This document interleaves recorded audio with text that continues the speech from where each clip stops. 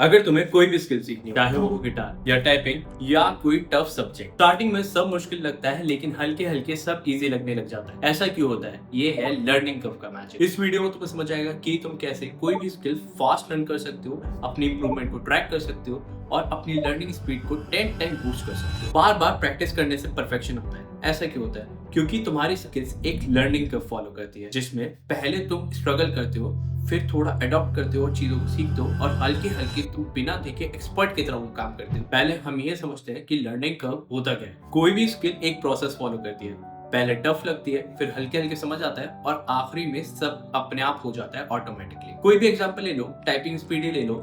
Starting में struggle करते हो, फिर हल्के हल्के इंप्रूवमेंट आता है, फिर एक टाइम ऐसा आता है कि तुम बिना देखे ही टाइप कर लेते हो। या फिर एक दूसरा प्रैक्टिकल एग्जांपल उठाते हैं। मैं जब पढ़ाई करता था, अकाउंट्स का सब्जेक्ट उठाता था, कोई भी नए चैप्टर में स्टार्टिंग के 2-3 क्वेश्चन में कुछ समझ नहीं आता था, फिर 2, 4, 6, 10 क्वेश्चन करने के बाद एक प्रोसेस समझ आता था और 10वें क्वेश्चन के बाद वो प्रोसेस मेरे दिमाग में होता था, सारे स्टेप मेरे दिमाग में होता था और सारी चीजें ऑटोमेटिकली हो जाती थी। इस सारे प्रोसेस को ही लर्निंग कर्व कहते हैं। लर्निंग कर्व के 3 फेजेस होते हैं। फर्स्ट होता है स्ट्रगल फेज। इस फेज में सब डिफिकल्ट लगता है, नए कॉन्सेप्ट्स होते हैं, कुछ समझ नहीं आता, डिमोटिवेशन होती है।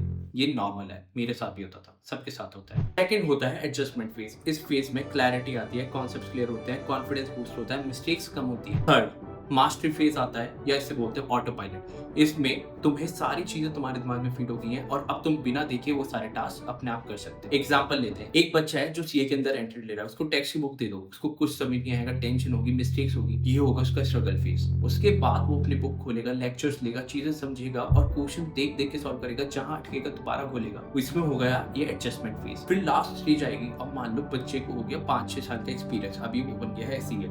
अब कोई आता है उससे कंसल्टिंग लेना, पूछता है कि मेरा टैक्स कितना होगा, तो वो बिना बुक खोले ऐसे ही अपने क्लाइंट को बता देगा। ये होती है एक्सपर्ट फेज। इस पूरे प्रोसेस को लर्निंग कर्व कहते हैं और ये लर्निंग कर्व सबके लिए अलग अलग हो सकता है। कोई जल्दी सीखता है, कोई लेट सीखता है। लेकिन 3 स्ट्रेटेजीज हैं जो तुम्हारा लर्निंग कर्व फास्ट कर सकती है। पहला होता है स्मार्ट रिपीटेशन। जब भी तुम कुछ करने बैठ रहे हो, मान लो तुम पढ़ाई करने बैठ रहे हो, तो तुम अपनी गलतियां ऑब्जर्व करो। गलत ये नहीं होता कि तुम गलतियां कर रहे हो, गलत ये होता है कि तुम अपनी गलतियों को इग्नोर कर रहे हो। तुम अपनी गलतियों को नोट करो और मान लो तुम पढ़ाई कर रहे हो और तुम्हें एक क्वेश्चन में प्रॉब्लम आ रही है, तो उसी टाइप के 10 क्वेश्चन सॉल्व कर डालो। इससे तुम्हें कॉन्फिडेंस आएगा और उस चीज में तुम परफेक्ट हो जाओगे। एग्जाम से पहले तुम जितनी गलतियां कर लोगे वो बेटर है। इससे क्या होगा, तुम्हारा लर्निंग कर्व स्ट्रांग हो जाएगा, वो चीज की गलती तुम दोबारा कभी नहीं करो। दूसरा होता है छोटे छोटे प्रैक्टिस सेशंस। ये चीज मैंने अपने टीचर से सीखी थी।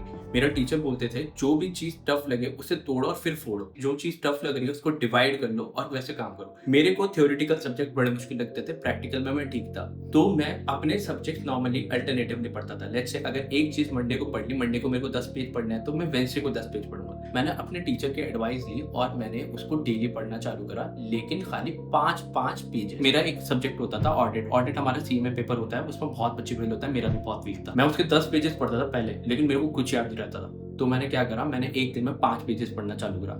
इससे क्या हुआ, मेरी रिटेंशन पावर इंप्रूव हो गई और मेरे को ज्यादा याद रहने लग गया। तीसरा है फीडबैक। कुछ चीजें ऐसी होती हैं जो तुमसे मिस हो जाती है, खासकर वहां पे जहां तुम्हारे प्रेजेंटेशन स्किल्स की बात होती है और जहां तुम्हारे फंडामेंटल्स वीक होते हैं। फंडामेंटल इंप्रूव करने के लिए तुम अपने दोस्तों के साथ डिस्कस कर सकते हो कॉन्सेप्ट, तो वहां से तुम्हें पता लग सकता है कि कहाँ पे तुम गलत हो। और प्रेजेंटेशन स्किल्स के लिए तुम अपने पेपर लिख कर उनको अपने दोस्तों से, अपने टीचर से चेक करा सकते हो और तुम्हें पता लग सकता है कि तुम वहां पे कैसे इंप्रूव कर सकते हो। इन 3 स्ट्रेटेजी से तुम्हारा learning curve process 10 time faster हो जाएगा। चलो एक चैलेंज करते हैं। तुम एक स्किल उठाओ या एक सब्जेक्ट उठाओ जिसमें तुम वीक हो और 7 दिन तक उस पर काम करो और इम्प्रूवमेंट नोट करो और 7 दिन बाद आगे बताओ कि तुमने क्या इम्प्रूवमेंट करे। क्या तुमने अपने किसी भी प्रोसेस में लर्निंग कर्व नोट करा है? तो कमेंट में बताओ। वैसे मेरा भी अभी YouTube का स्ट्रगल फेस चल रहा है, मैं भी बहुत गलतियां कर रहा हूँ, सीख रहा हूँ, हल्के हल्के मैं भी एडजस्ट होऊंगा। इसलिए एडजस्टमेंट के लिए तुम वीडियो को लाइक कर लो, चैनल को सब्सक्राइब कर लो, जिससे मेरे को थोड़ा सा मोटिवेशन मिले। और एक टाइम ऐसा आएगा जब मेरी वीडियो सुपर परफेक्ट होंगी और मैं भी एक्सपर्ट बन जाऊंगा।